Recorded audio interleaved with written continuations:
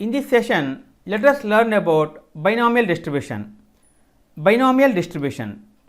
Binomial distribution is a discrete distribution. It describes the outcome of binary scenarios. Example, toss of a coin, it will either be head or tails. It has three parameters: n, number of trials; p, probability of occurrence of each trial. Example for toss of a coin, 0.5 each. Size, the shape of the returned array. Discrete distribution. The distribution is defined as separate set of events. Example, a coin toss of result is discrete, as it can be only heard or trials, whereas height of people is continuous, as it can be 170, 170.1, 170.11 and so on. See the example. Give 10 trials of coin toss, generate 10 data points.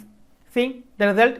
While we execute this code, the result returns this. Visualization of binomial distribution. See the example for that.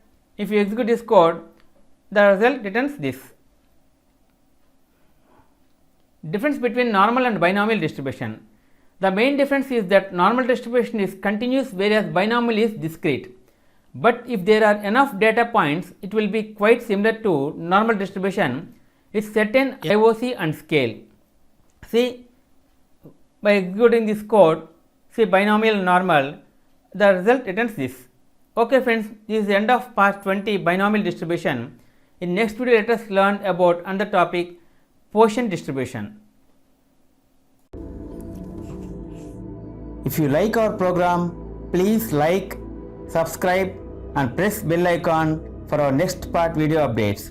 Thank you friends. Meet you in next video. All the best.